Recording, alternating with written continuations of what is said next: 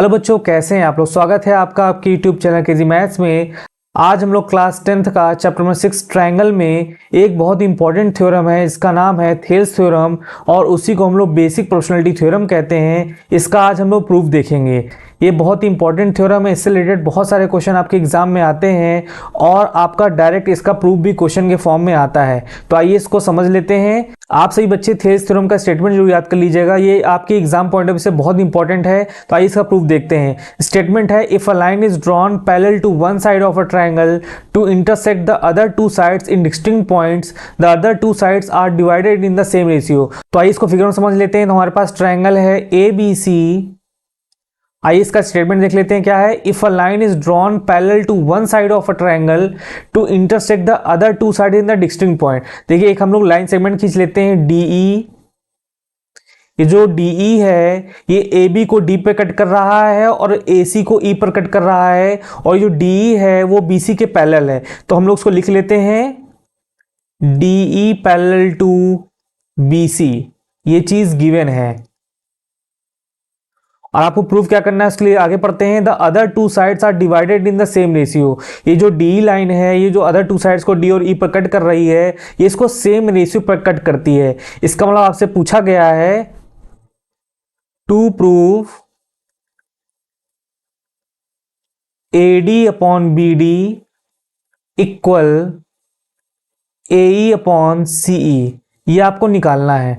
देखिए बच्चों, आपको लिखना आना चाहिए। आपको ऐसे लिखना होगा, सबसे पहले आप फिगर बना लीजिएगा, उसमें जो चीज़ आपको गिवन है वो लिख लीजिएगा और जो प्रूव करना है उसको लिख लीजिएगा, फिर आप प्रूफ स्टार्ट कर सकते हैं। देखिए इसमें हमें कुछ कंस्ट्रक्शन कराना पड़ेगा। सबसे पहला काम ये है, डी से AC पर परपेंडिकुलर ड्रॉ करा देते हैं। तो सबसे पहला काम क्या है, डी से AC परपेंडिकुलर ड्रॉ करा दिया, इसको मान लेते हैं M, ये 90 डिग्री हो गया। और E से AB परपेंडिकुलर ड्रॉ करा देते हैं।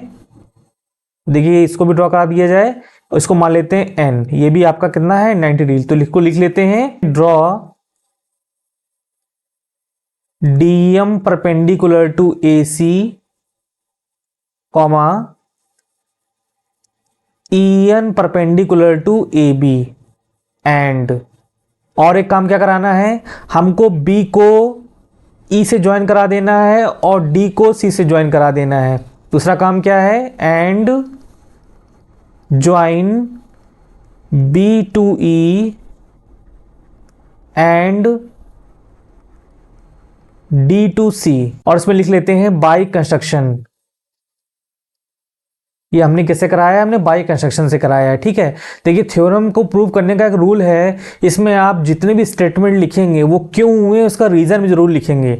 आप उसमें हर डिटेल लिखिए, ये क्यों हुआ, कैसे हुआ। ठीक है, तभी आपको पूरे नंबर मिलने वाले हैं। आइए इसके आगे करते हैं। देखिए सबसे पहला का हम लोग ये करने जा रहे हैं, हम लोग ट्रायंगल ADE का एरिया निकालने जा रहे हैं और ट्रायंगल DBE का एरिया निकालने जा रहे हैं, उसका रेशियो भी निकालेंगे। चलिए सबसे पहले लिख लेते हैं एरिया ऑफ ट्रायंगल ADE। आप जानते हैं ट्रायंगल के एरिया का जो फॉर्मूला होता है वो होता है हाफ बेस इनटू हाइट। तो हाफ, देखिए ADE को ध्यान से देखिए, इसका बेस क्या होगा, AD होगा। तो लिख लेते हैं AD इनटू हाइट। हाइट मतलब एल्टीट्यूड, तो आपने एल्टीट्यूड खींचा हुआ है तो इसको लिख लेते हैं EN। ये आपका हो गया इक्वेशन फर्स्ट। अब हम लोग एरिया ऑफ BD निकालने जा रहे हैं। तो एरिया ऑफ ट्रायंगल BDE, इसका भी formula half base into height होगा। तो हाफ, देखिए बेस इसका क्या होगा BD इनटू हाइट। देखिए एल्टीट्यूड आपका वही रहेगा, चाहे वो इस ट्रायंगल के लिए हो चाहे वो इस ट्रायंगल के लिए हो, तो इसका भी एल्टीट्यूड क्या होगा, EN ही होगा, EN। इसको मान लेते हैं इक्वेशन सेकेंड। अब हम लोग दोनों का रेशियो निकालने जा रहे हैं। तो by equation first and second, तो क्या हो जाएगा, area of triangle ADE upon area of triangle BDE equal. देखिए हाफ हाफ दोनों कैंसिल आउट हो जाएंगे और EN भी कैंसिल आउट हो जाएगा। तो हमारे पास बचेगा AD अपॉन BD। इसको आप इक्वेशन थर्ड मान लीजिए। देखिए जो काम आपने इधर किया वही काम आप इधर भी कर सकते हैं। तो इसमें हम लोग ट्रायंगल ADE और ट्रायंगल DCE में देख लेते हैं। तो क्या हो जाएगा, area of triangle A D ई, देखिए अब आप इधर का ए डी ई ले रहे हैं, ए डी ई, तो इसमें आप बेस क्या लेंगे, इसमें आप बेस लेंगे ए ई, तो हाफ बेस क्या हो जाएगा ए ई और एल्टीट्यूड क्या हो जाएगा डी एम। ठीक है, इसको मान लेते हैं इक्वेशन 4। और इस बार हम लोग लेने वाले हैं area of triangle D C E. जब हम डी सी ई लेंगे तो हमारे पास बेस हो जाएगा सी ई और एल्टीट्यूड हमारे पास अभी भी डी एम ही रहेगा, क्योंकि दोनों के एल्टीट्यूड सेम ही रहने वाला है। इसको हम लोग मान लेते हैं इक्वेशन 5। इसमें भी हम लोग इक्वेशन 4 और इक्वेशन 5 का रेशियो निकाल लेते हैं। तो हम लोग अगले पेज देख लेते हैं। तो बाई इक्वेशन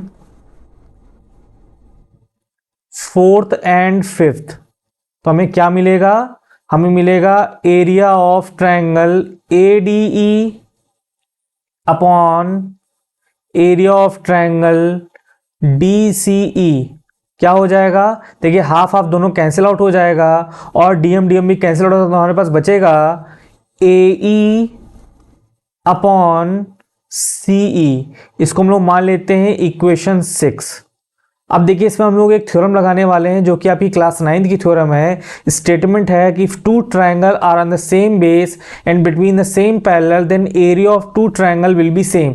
इसको हम लोग लगाएंगे कहाँ, ध्यान से अगर आप देखें डी ई सी बी आपको क्वार्टल दिखाई दे रहा है। इसमें देखिए एक ट्रायंगल फॉर्म हो रहा है बी डी ई और एक ट्रायंगल फॉर्म हो रहा है डी सी ई। इसमें हम लोग लगाने वाले हैं। तो देखिए इसको हम अलग बना देते हैं ताकि आपको अच्छे समझ में आए।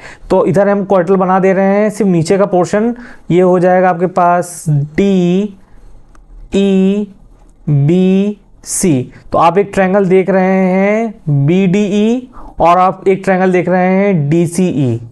तो इसमें थ्योरम कैसे लगेगी, देखिए आपको गिवन था कि D parallel to B C है। इसका मतलब ये है कि बी सी लाइन जो है डी के पैरेलल है। तो आपको जो दो ट्रायंगल दिखाई दे रहे हैं बी डी ई और डी ई सी, ये दोनों बिटवीन द सेम पैरेलल है और बिटवीन द सेम बेस है। देखिए बेस आपका क्या है डी ई है। तो इसका मतलब ये है कि area of triangle B D E और area of triangle D C E ये क्या होंगे, इक्वल होंगे। तो हम लोग लिख देंगे area of triangle B D E equal area of triangle D C E. देखिए इसमें आपको यहां पर रीजन लिखना होगा between the same base and same parallel. इस वजह से ये दोनों का एरिया क्या है, आपस में सेम है। अब हम एक काम करते हैं, हम लोग उसका रेसिप्रोकल कर देते हैं। तो ये हो जाएगा 1 upon area of triangle B D E equal 1 upon area of triangle D C E. अब देखिए दोनों तरफ हम एरिया ऑफ ए डी का मल्टीप्लाई करा देंगे। तो ये हो जाएगा area of triangle A D E upon area of triangle B D ई।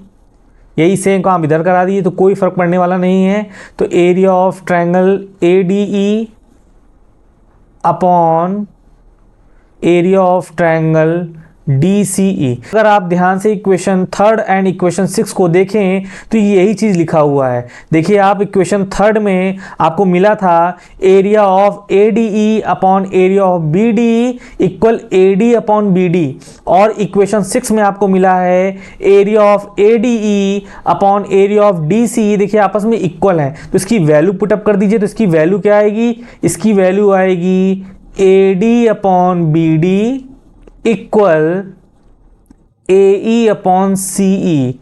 तो इसमें हम यहाँ ये भी लिख देते हैं, ये आया कहाँ से है, तो ये आपका स्टेटमेंट इक्वेशन 3rd और 6 है। तो लिख देते हैं यहाँ पर by equation 3rd and equation 6 से आपको ये मिला है। ठीक है, तो आपको स्टेटमेंट क्या मिल गया, A D upon B D equal A E upon C E. इसी से रिलेटेड हमारे पास छोटा सा स्टेटमेंट, उसे भी हम लोग देख लेते हैं। तो हमारे पास कोरोलरी है, if in triangle A B C a line D parallel to B C intersects A B in D and A C in E, then A B upon A D equal A C upon A E. देखिए corollary होती क्या है, इसे हम लोग सब theorem भी कह सकते हैं, या हम लोग ये भी समझ सकते हैं कि किसी भी थ्योरम से कोई भी एक सब स्टेटमेंट निकाला जाए उसे हम लोग कोरोलरी कहेंगे। तो चलिए इसको भी हम लोग समझ लेते हैं। देखिए बाकी सारी कंडीशन वही है, ट्रायंगल ए बी सी है, D parallel to B C है, डी आपको ए बी पकड़ कर रहा है और ई पॉइंट आपको ए सी पे कट कर रहा है। तो स्टेटमेंट देखिए इनका क्या है, A B upon A D equal A C upon A E. तो अभी भी आपने बाई थेल्स थ्योरम से इसको निकाला है,